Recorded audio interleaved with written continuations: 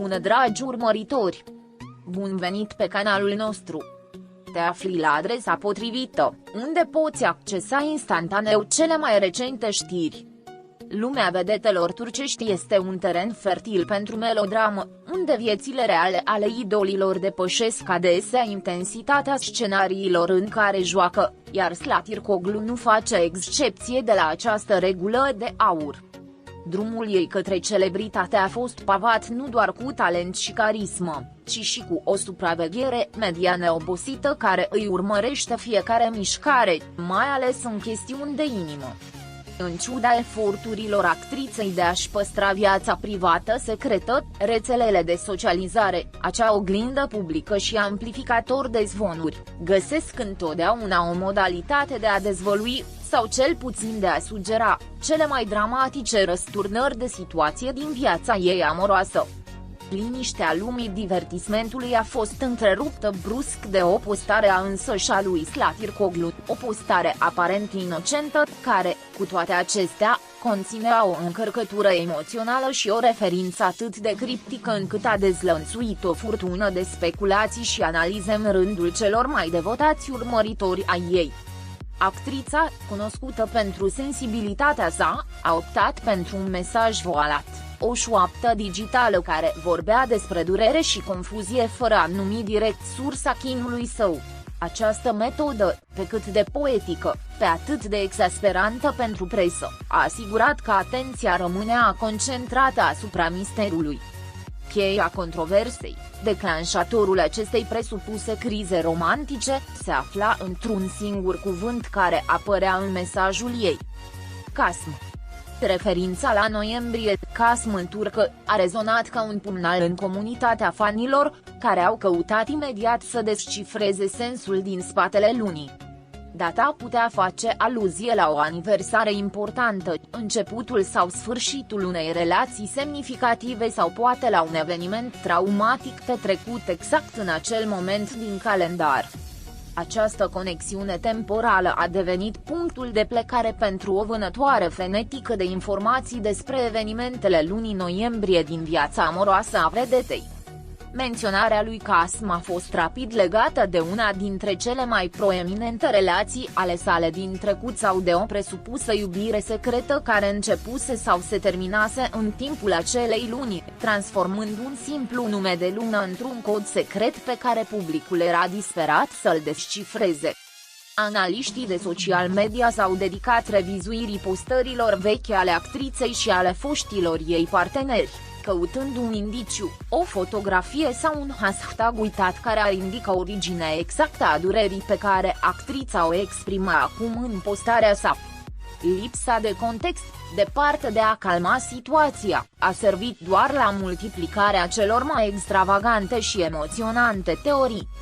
Acest oftat digital al lui Zlatirkoglu a devenit scena unei crize amoroase autentice, percepute, o telenovelă în timp real în care fanii au jucat roluri de detectivi și consilieri în relații.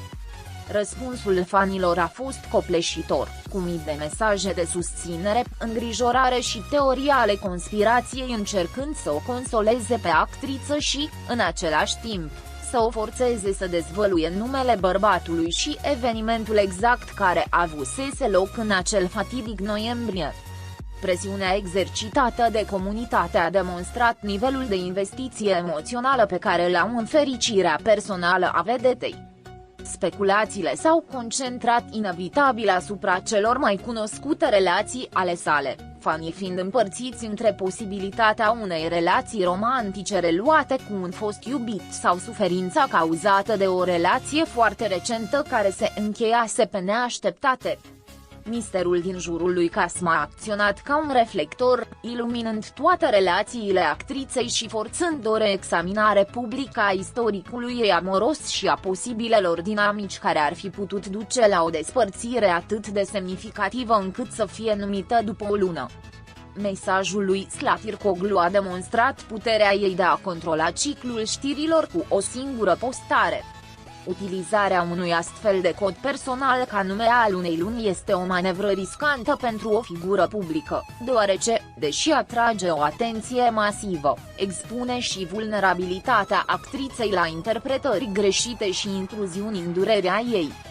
Referirea la Casma a fost percepută ca un strigăt tăcut din partea cuiva care caută să-și împărtășească durerea fără a se confrunta cu brutalitatea confirmării din partea mass media, căutând empatie din partea urmăritorilor săi fără a-și sacrifica complet intimitatea. Echilibrul dintre eliberarea emoțională și protecția personală a devenit extrem de delicat. Mesajul controversat nu numai că a afectat percepțiile asupra vieții sale amoroase, dar a stârnit și o dezbatere despre presiunea psihologică cu care se confruntă vedetele care folosesc rețelele de socializare pentru eliberare emoțională. Este durerea ei autentică sau face parte dintr-o strategie de a menține relevanța? Majoritatea fanilor au înclinat spre autenticitate, văzând mesajul ca o dovadă că idolul lor, în ciuda faimei sale, experimentează aceeași durere ca toți ceilalți, făcând legătura lor cu Slatircoglu și mai profundă și mai personală. Lipsa unei declarații oficiale sau a unei explicații mai detaliate din partea Slatircoglu sau a echipei sale nu a făcut decât să alimenteze misterul. În lumea showbizului, tăcerea este adesea cel mai zgomotos indiciu, iar lipsa unei negări categorice cu privire la existența unei crize romantice a fost interpretată ca o confirmare a veridicității postării. Lumea online a rămas în așteptare, așteptând următorul indiciu sau, și mai bine, identitatea bărbatului al cărui impact asupra vieții Slatircoglu merita să fie imortalizat cu numele unei luni. Criza romantică a lui Casma a devenit un exemplu excelent al modului în care o simplă referință temporală poate declanșa un fenomen de speculație masivă, demonstrând puterea narrativă a lui Slatircoglu chiar și fără scenariu. Capacitatea ei de a genera intrigă cu un singur cuvânt este o dovadă a intensității cu care publicul ei trăiește fiecare capitol al vieții sale, transformând durerea privată într-un spectacol de interes public. Site-urile de bârfe au ținut povestea în prim plan timp de săptămâni întregi. Acest episod, deși dureros pentru actriță, îi întărește imaginea de femeie sensibilă și autentică, dispusă să împărtășească un fragment din inima ei frântă cu fanii ei, chiar dacă criptic.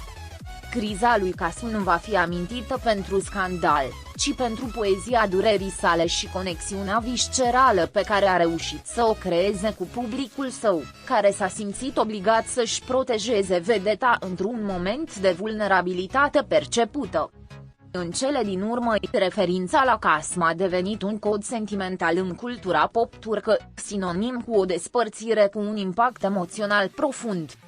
Întrebarea nu este doar cine a fost omul care a provocat criza, ci ce se va întâmpla în noiembrie anul viitor și dacă actrița va fi reușit să depășească umbra tristeții care planează asupra acelei luni. Pascali